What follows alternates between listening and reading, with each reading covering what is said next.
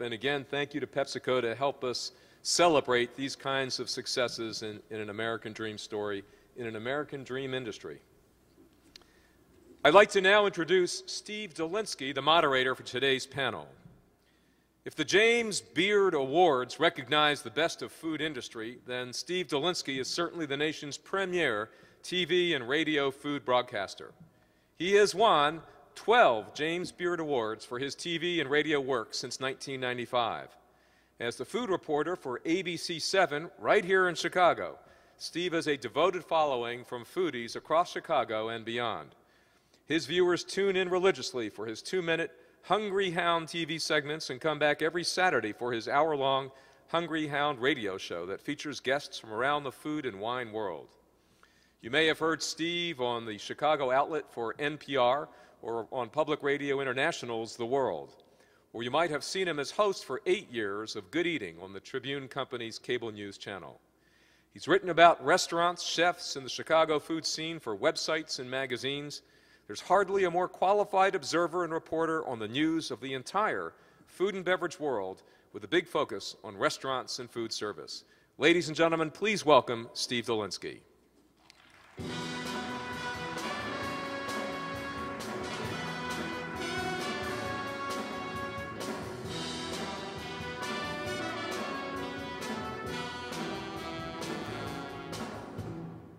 Thank you very much for that wonderful introduction. I got to say, I've been doing the Aspen Food and Wine Festival for the last 8 or 9 years, and they never give me a band to introduce me. So thank you to the NRA for that really hospitable welcome.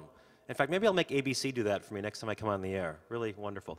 It is wonderful to be here. I'm glad you're all in my home city of Chicago. Hopefully you're getting out and patronizing some of the wonderful restaurants we have in this beautiful city. And I've got a couple of housekeeping things. First of all, I want to make sure my clock is set. Yes, so we are going to introduce the panel first. We are going to have a very lively discussion for about an hour. While we're having a discussion, we're going to occasionally be going to a couple of questions that were sent in ahead of time via Twitter and our Facebook page here at the NRA. And I'm going to also leave some time for questions, about the last 10 or 15 minutes for questions from you all. And we will be finished here at 3:35. But the panelists have told me that they are happy to stick around for a couple of extra minutes in case you've got a question that you can't get out in the time allotted. So, without further ado, let's introduce our panel. On my immediate left is Joe Bastianich from B&B Hospitality. Mr. Bastianich has been marinated, if you will, in a lifetime of Italian food. As the son of Chef Lydia and frequent business partner of Mario Batali, he co-owns several New York City restaurants, including Babbo, Lupa, Esca, Casa Mono, and Del Posto. His culinary career began rather humbly, working in his parents' Italian restaurant in Queens. He's worked on Wall Street, lived in Italy, where he immersed himself in the food and wine culture there, then returned to New York to open Becco with his mother. After partnering with Mr. Batali on several occasions, he also has owned vineyards in Italy and Argentina, plus a few restaurants in Las Vegas. Busy guy. His knack for successful partnerships continued in Los Angeles, where he and Batali teamed up with Nancy Silverton to open Pizzeria Mozza and Osteria Mozza. Next to him is Daniel Boulud. Chef Daniel was raised on a farm outside of Lyon, France, trained by renowned French chefs. He made his reputation in New York City, first as a chef, then as a restaurateur. From 1986 until 92, he was executive chef at Le Cirque. His management company, the Dynex Group, includes 10 restaurants, 5 in New York, 5 outside, and a catering arm called Feast and Fêtes. His restaurants include Daniel, Café Boulud, DB Bistro Moderne, and Bar Boulud, and next week or so, DBGB down in the Bowery, which, by the way, has been described in today's Sunday New York Times in the business section, in case you haven't seen this. I'm calling him Cover Boy for the rest of the day. Danielle describes this new restaurant, indulgence on a dime instead of indulgence on a dollar, and we're going to get to that too. He oversees Café Boulud in Palm Beach and Brasserie in Las Vegas, as well as outposts in Vancouver and Beijing. He's also the author of 6 cookbooks. Next to Danielle is Steve Ells. He's the chairman and CEO, co-CEO of Chipotle.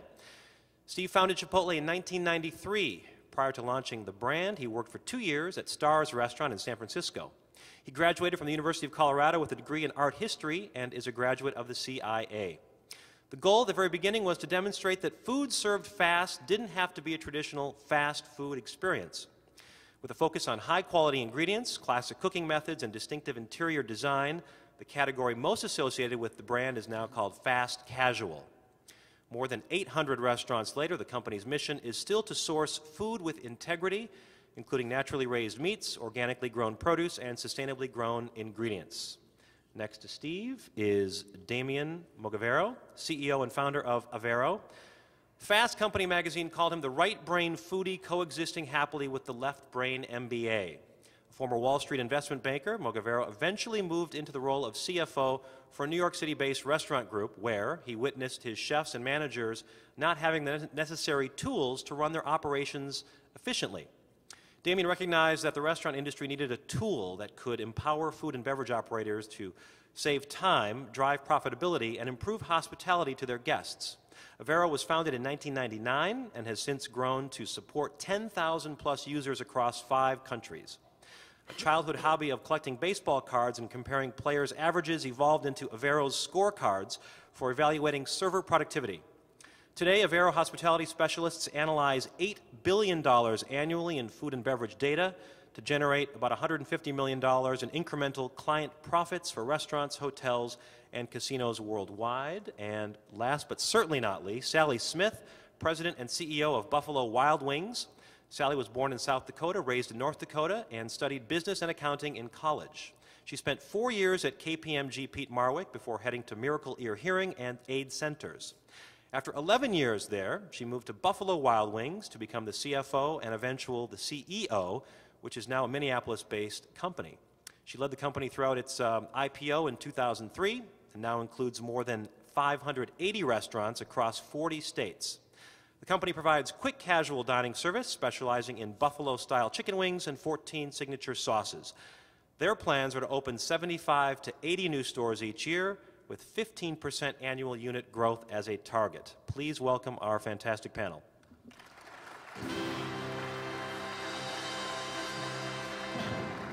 Okay, I'm just going to get right to it here.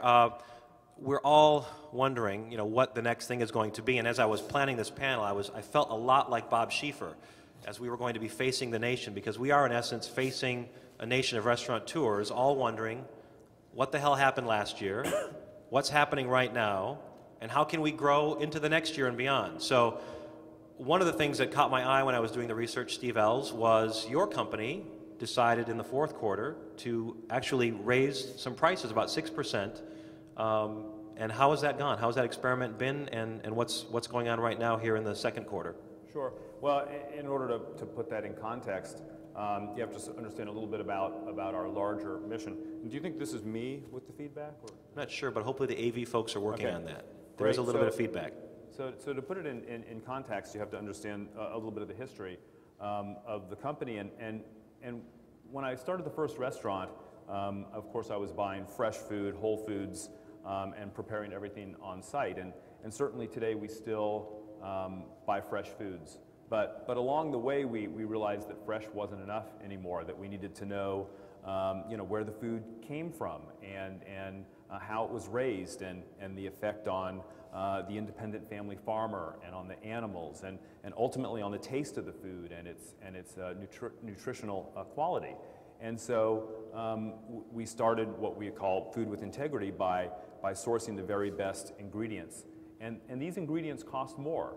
Organic stuff costs more than conventionally farmed stuff.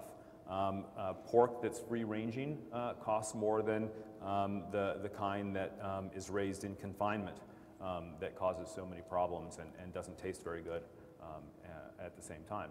So we have been slowly investing in these higher quality ingredients and taken small price increases as we add these food with integrity items. We have always lagged behind our competitors, though. Our menu prices have always been about the same or a little bit less than our direct competitors.